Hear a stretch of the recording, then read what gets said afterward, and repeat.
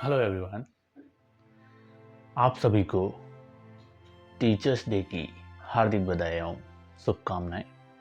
जैसा कि आप सबको पता है, आज 5 सितंबर है और आज शिक्षक दिवस है। थंबनेल देख करके आपको पता लग ही गया होगा कि गुरु और शिक्षक के छोटे से अंतर के बारे में हम यहाँ पर चर्चा करने वाले हैं।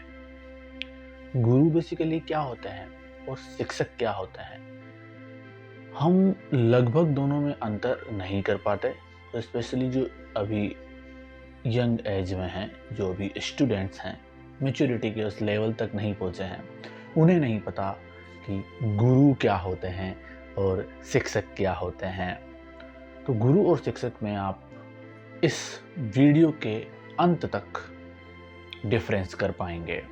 ज़्यादा अंतर नहीं है, बहुत महीन अंतर है, बहुत छोटा अंतर है, लेकिन बहुत बड़ा अंतर है।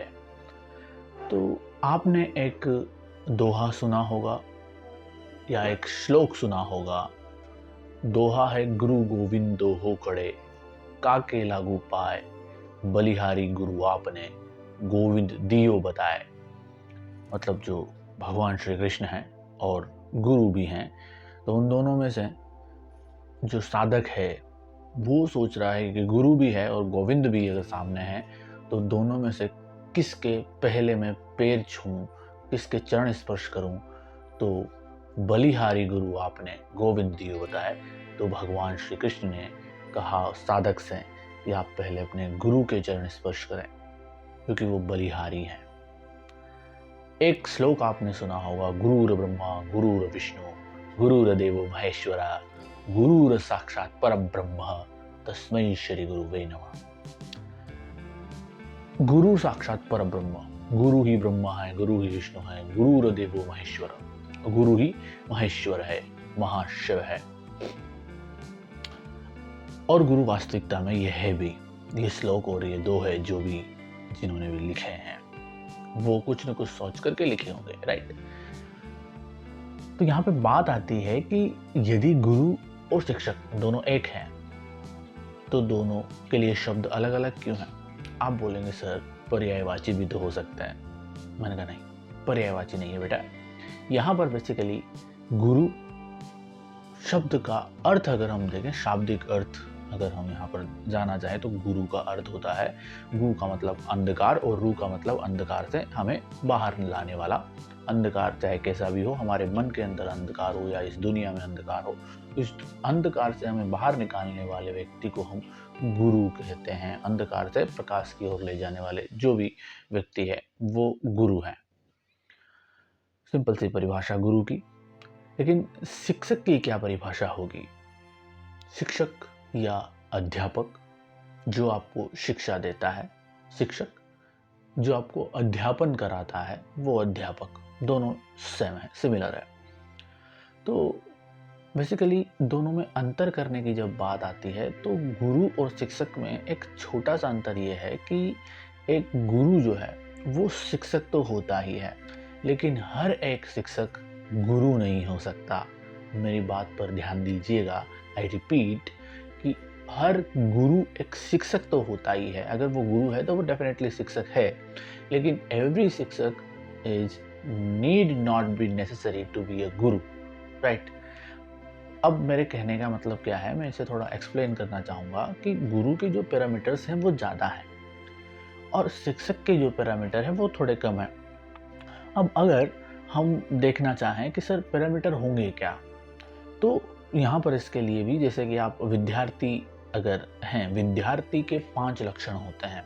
आपने एक श्लोक सुना होगा, वो श्लोक कुछ इस तरह से हैं, काक चेष्टा बकोक ध्यानम स्वाननिंद्रा अल्पाहारी गृह त्यागी विद्यार्थी पंचलक्षणम।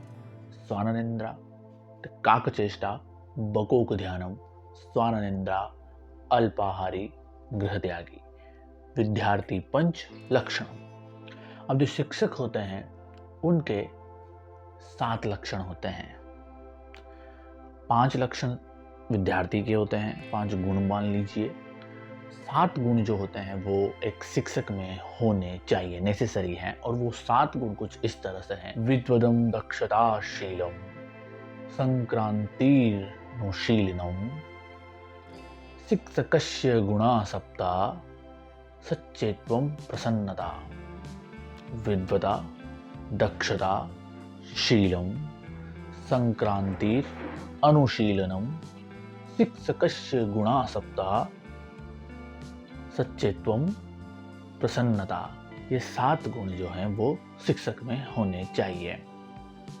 अब आजकल प्रेजेंट टाइम की मैं बात कर रहा हूँ, कुछ लोग ऐसे हैं जो पढ़ा रहे हैं, अध्यापन करवा रहे हैं, अध्यापक हैं, लेकिन मर्यादा हर एक, आप किसी भी पोस्ट को ले लीजिए, अपने किसी भी पद को ले लीजिए, उसके अपने कर्तव्य होते हैं, ड्यूटीज़ होती हैं और कुछ लिमिटेशंस होते हैं जिन्हें हम मर्यादा कह सकते हैं।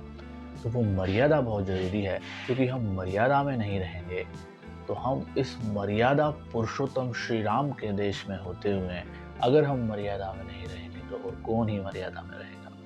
तो हर एक पद की, हर एक प्रतिष्ठा की अपनी एक मर्यादा होती है। उस मर्यादा को अगर हम तोड़ते हैं तो कहीं ना कहीं थोड़ा बुरा लग रहा है। तो शिक्षक is a lower step and Guru is something अपर। ठीक है, अब गुरु और शिक्षक में बेसिकली अंतर इतना है कि आप जब अपने स्टैंडर्ड को इस लेवल का बढ़ा लेंगे तो आप गुरु की श्रेणी में आ जाएंगे।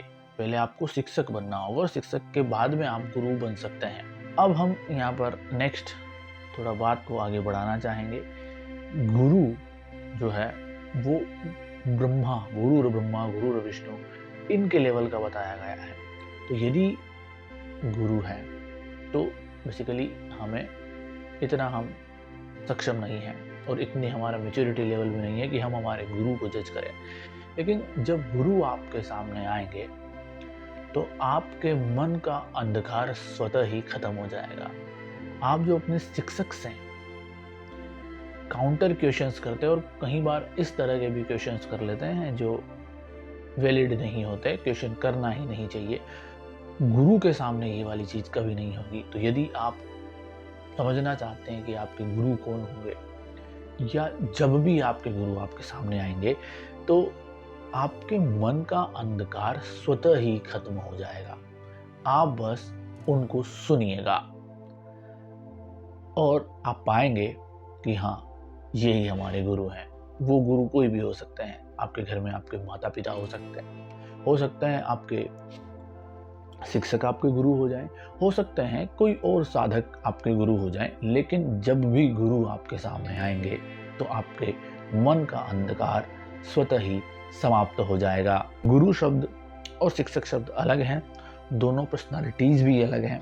गुरु और शिक्षक, गुरु के लिए गुरु पूर्णिमा होती है और शिक्षक के लिए शिक्षक दिवस होता है।